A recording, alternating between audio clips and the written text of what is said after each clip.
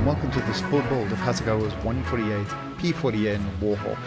Heads up, this may be a little bit of a long build. I am working to get these things down. It's quite an old kit, released in 2005 originally, but when I came across these amazing decals from Exito, I just had to do this build. Of course, we have some extra etch from Edward, and let's get cracking. I've become a fan of cutting all the plastic off the sprues straight away, as long as it's well sorted and there's nothing that's going to be overly confusing, like little parts that are strictly left and right, etc. As usual, we start with the cockpit, and the first thing we're going to do is trim little pieces that are going to be replaced by etch.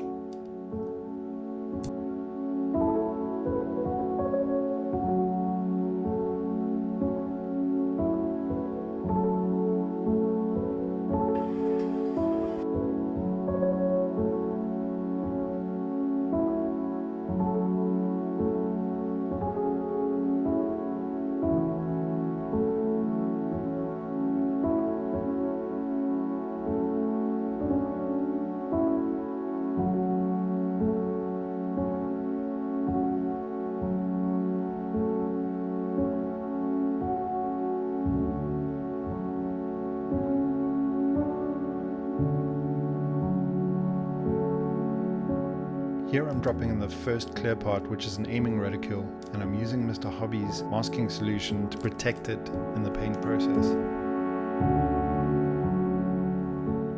Now onto the intake assembly, and yep, these guys are getting some etch too. So trimming them down, filing off on both sides, gonna glue them together and get that etch on.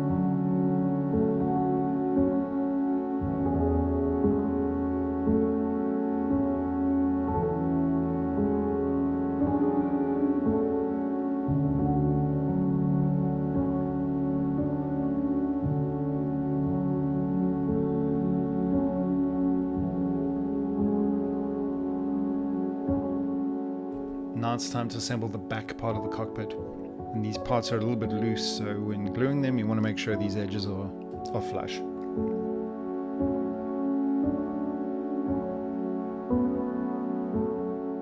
Finally, it's time to assemble some of the larger pieces, and we'll start with the wings.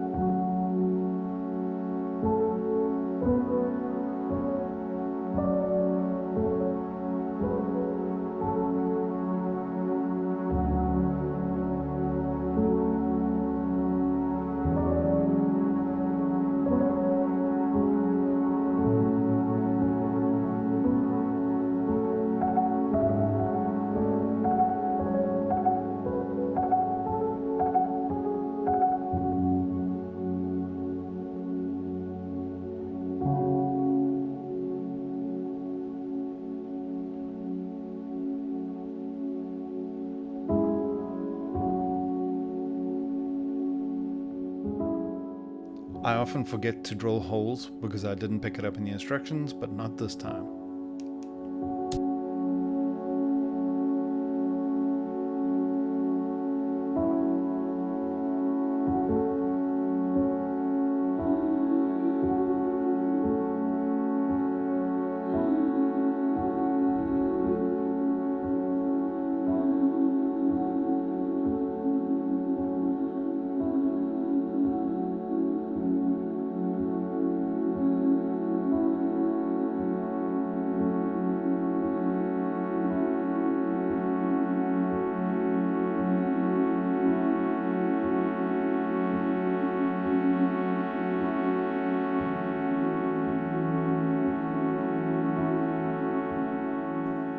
It's a little early to be doing filling, but some of these parts are going to be sitting deep inside the hull, so I decided to catch them now.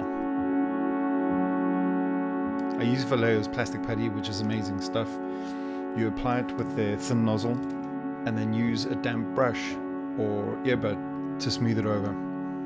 Very easy stuff to work with.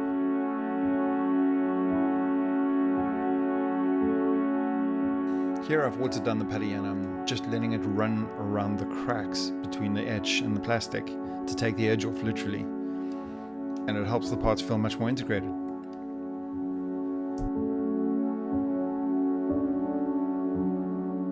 Finally it's time to paint, and it's that classic interior green.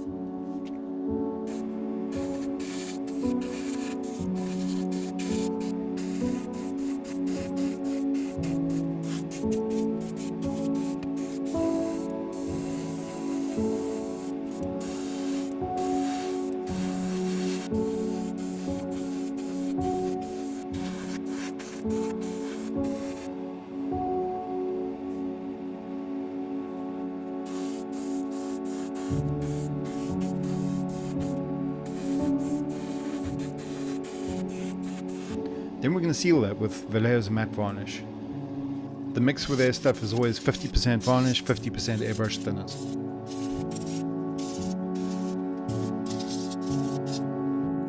Now it's time for the second round of Cockpit Etch, but this time we're going to be using all the pieces that are color printed that don't need to go through the painting process.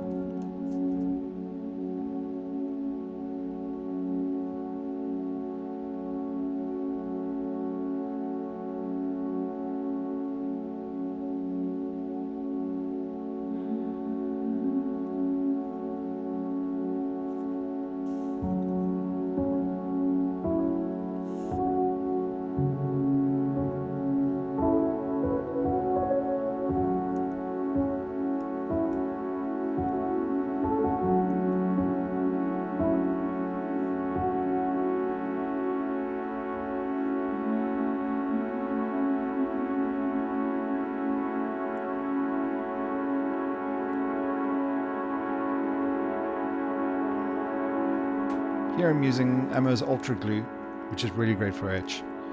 It dries clear, which means it's okay to get it over some of these dials.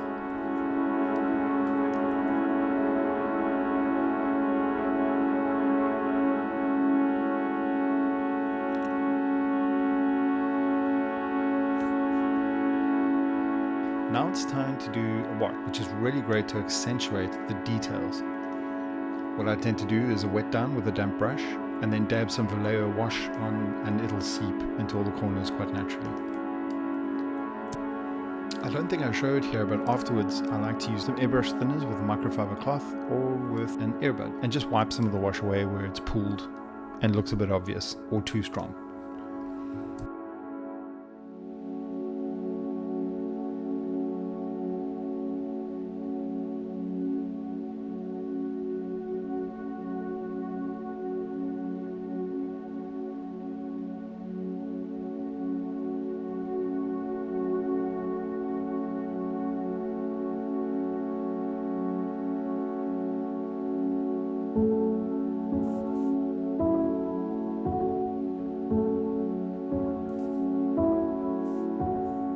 almost done with the cockpit. It's time to do some last touch-ups with paint and then start assembling this guy.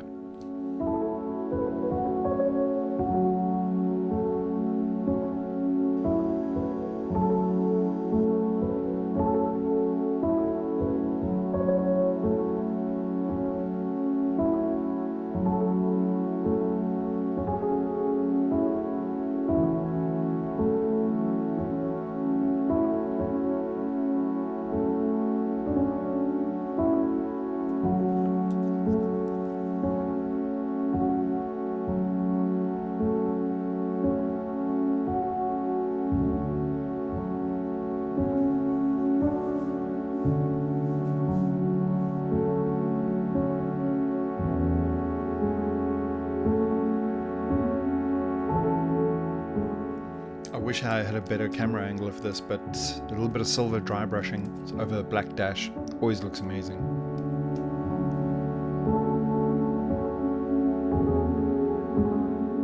I left this little dashboard piece till last because it's a really small one, and if it came off, I don't think I would ever have found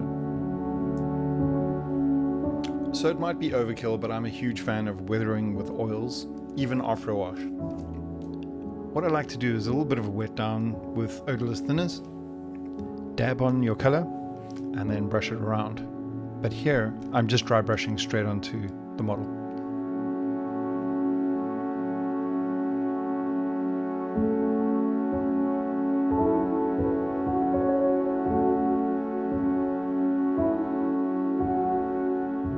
Finally, it's time to assemble the hull. Here I'm scratching off some of the paint to expose the plastic underneath so that I can apply cement to ensure a good bond.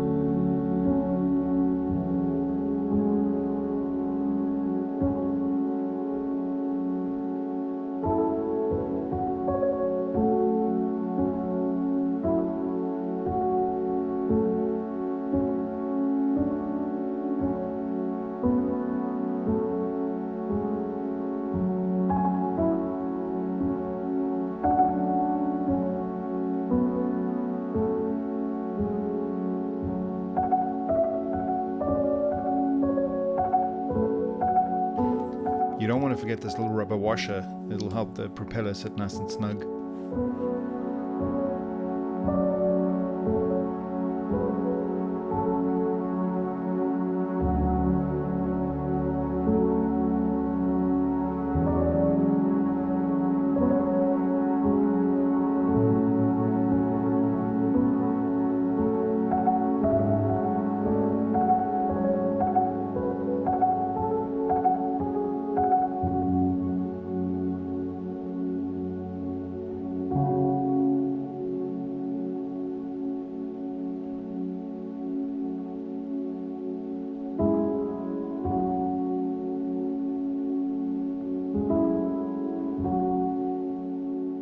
This is quite a critical part of the build. I'm using normal cement, not quick cement, for stronger bond. But it's extremely critical to take your time here and make sure that the surfaces are completely flush, or you could be in for quite a bit of filling and sanding later on.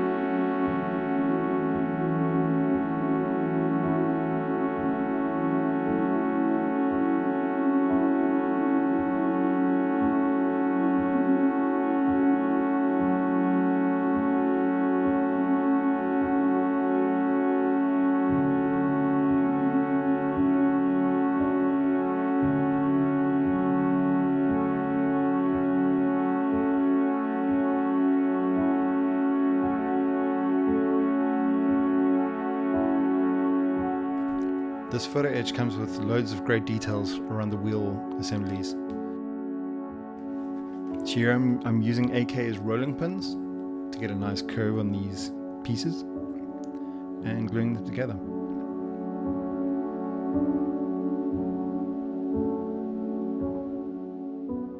These parts here are struts that need to be glued onto the wheel stands.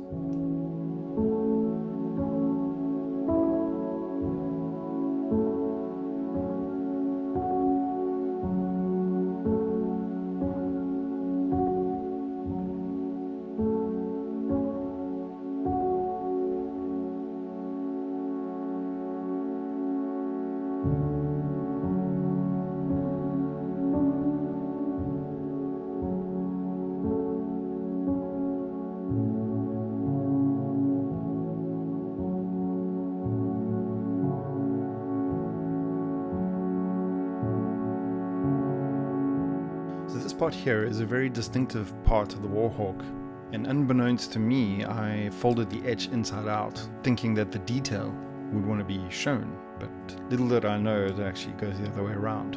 Anyway, now it's time for filling. Again, we're using Vallejo's plastic putty, and here you can see clearly how you apply with a nozzle. If need be, sculpt a bit with a sculpting tool, and then always wash with a damp brush or earbud.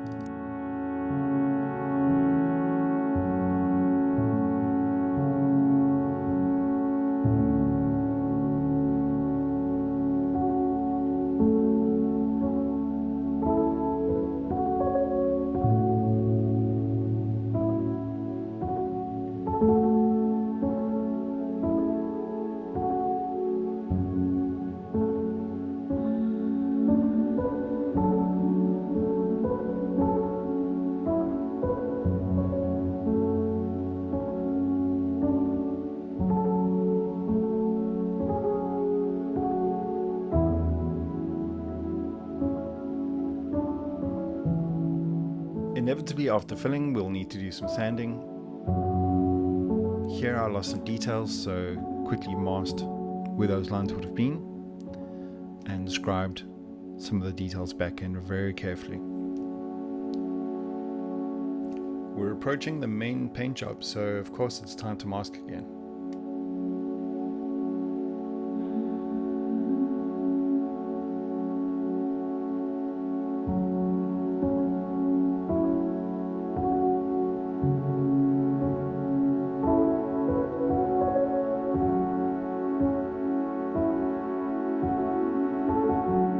Now that it's almost time to paint, I'm attaching the smaller bits and pieces that I was avoiding having on the plane until now, because accidents happen and quite often things get lost.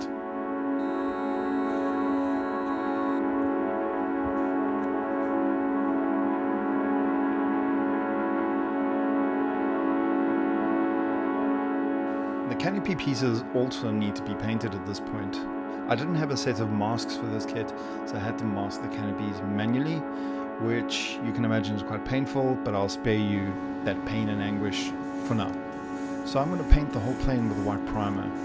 This will also help me spot any problems with assembly where I might have bad edges.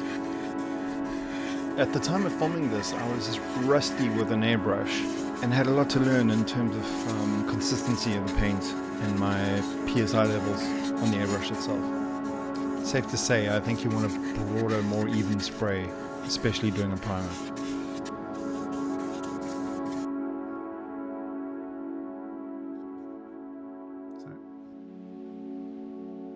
Now that it's a nice even color, the problems present themselves tenfold. So it's another round of filling, especially around the joins.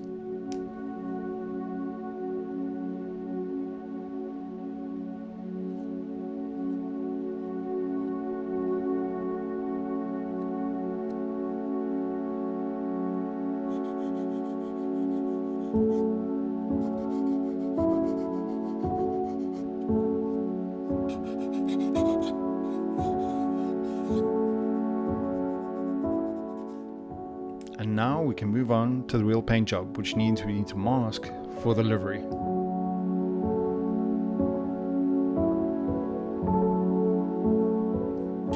So here I'm accentuating the panel lines just with black paint, pretty roughly.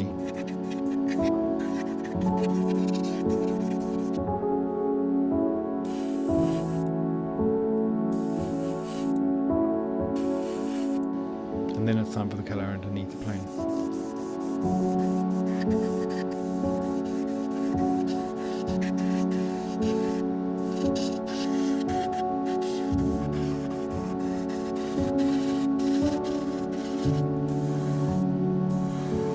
For the metallics, I'm using Vallejo's metal color, which is incredible stuff. It flows beautifully out on an airbrush. Highly recommended. With the bottom base coat done, it's time to mask off so that we can paint the top half of the plane's livery.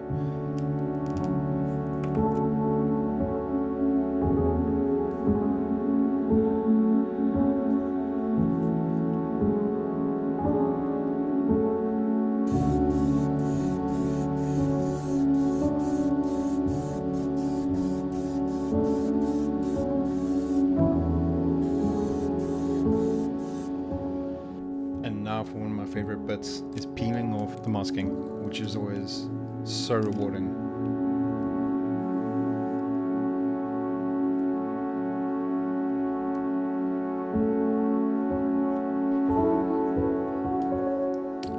Now it's time to mask off one more time so that we can paint the little bit of white trim around the livery as well as the spot yellow on the tail and the nose.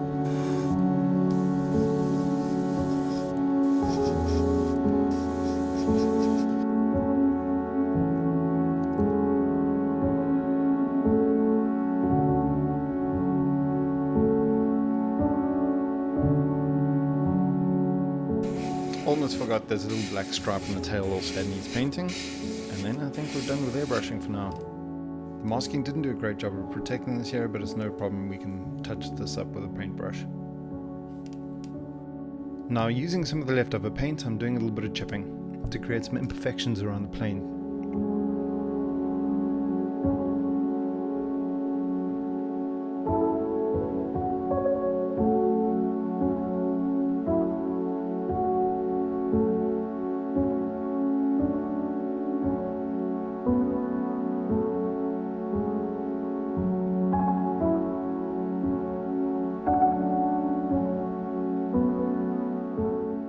For seatbelts, and of course we'll be using Edward's kit for that.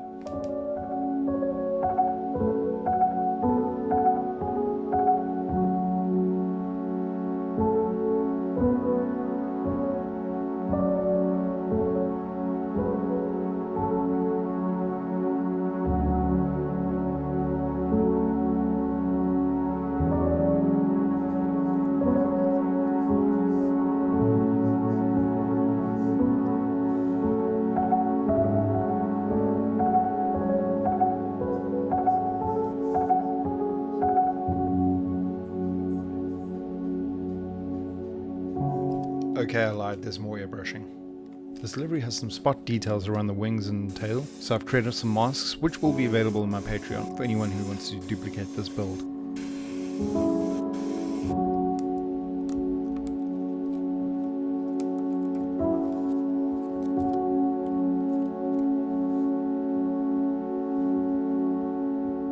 It's time to do decals, so we're going to seal all this paintwork in with a gloss coat. For this build I'm using Vallejo's Decal Fix and Decal Softener. This product is a bit different from any other I've used. The fix works as you'd expect. It's a gooey gel that simulates what you find on decal paper. You apply it to the model, let it dry for 5 minutes, activate it with water and then slide the decal on and it'll help the decal stick to the surface.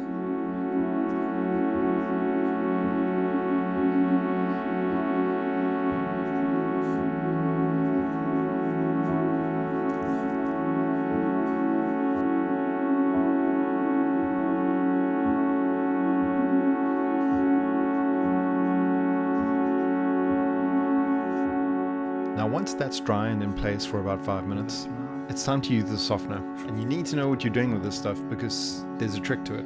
The softener applies a film layer over the decal that actively softens it with whatever chemicals inside. But what you very quickly need to do is run a damp brush around the perimeter of that film so that you effectively dilute it and therefore it won't leave a horrible layer around your decal. The stuff works really well, but it's good to know how to use it ahead of time. Now it's time for a wash, so we're going to seal that colour in again with a gloss coat. I'm going to dampen the surface with a damp brush and dab on some wash and let it flow through the crevices and the contours as it wants to.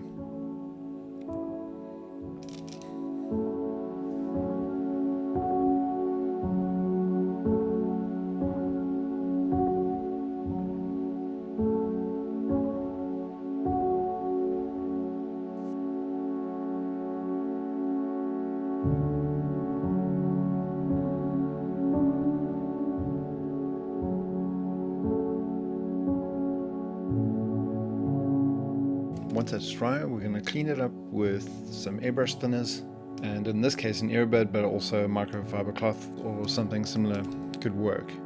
You want to be careful not to overwork this, since the airbrush thinners can eat through your varnish coat. If, of course, in cleaning up the unwanted wash, we're following the direction the air would flow over the plane. Now it's time to put the canopy pieces onto the plane. Some might argue this should have been done before the painting process, and I think that's completely fair. In fact, in future I think I'll do it that way.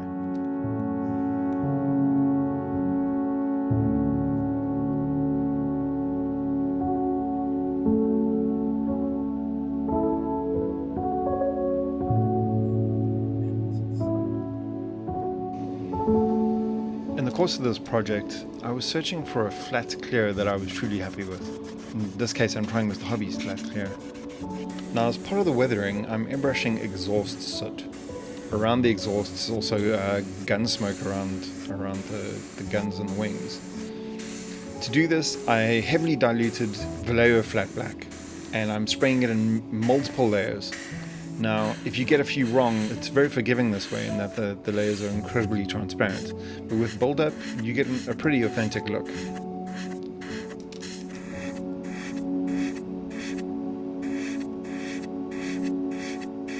To round off the weathering is oils time. So once again, I'm going to dampen the surface with odorless thinners, dab on some color, and then work it in. Initially, I'm working the oils around the panel edges, just to try create some difference between them, almost like levels of wear or something to that effect, and effectively accentuate them.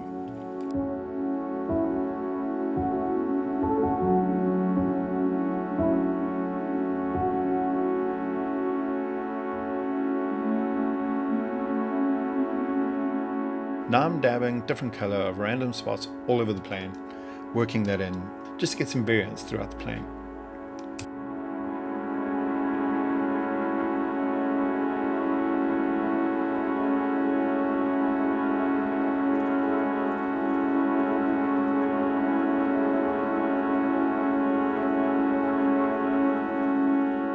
Lastly, I'm doing some microchipping with AK metallic pencils. I can achieve some pretty minute detail with these guys.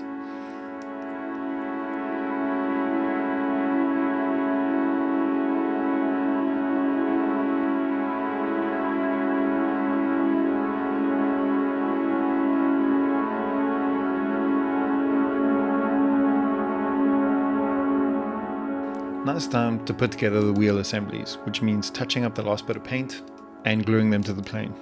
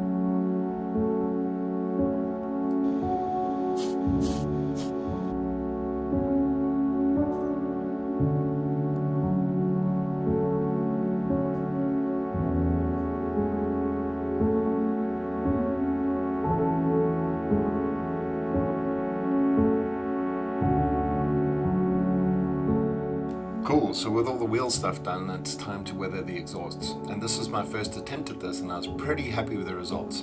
What I'm doing is taking black Vallejo pigment, dabbing it over the metallic finish, and then dabbing that generously with Vallejo airbrush thinners, and then taking rusty brown pigment and dabbing that on the ends. And once that dries, it has a pretty authentic finish, like a used exhaust.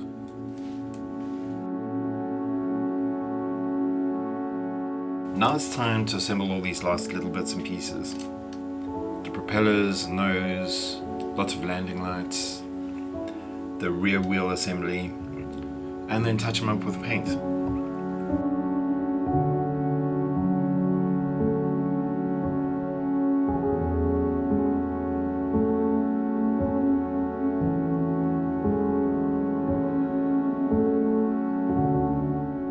The lights, for example, need a nice silver coat over them, and then a transparent blue or red layer depending on what's in the instructions.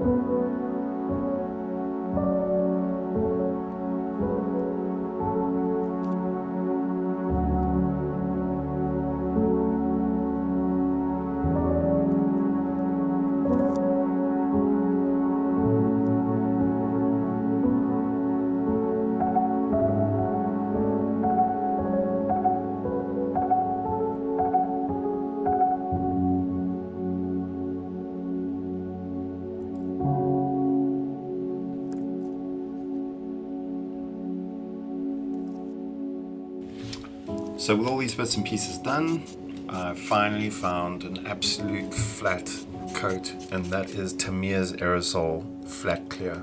To be honest, I think it's a little too flat, and in hindsight I should have stuck to the Mr. Hobby Flat Clear. You can see some of it even got into the cockpit, which is not great, and I had to clean the canopies as best I could with some airbrush thinner.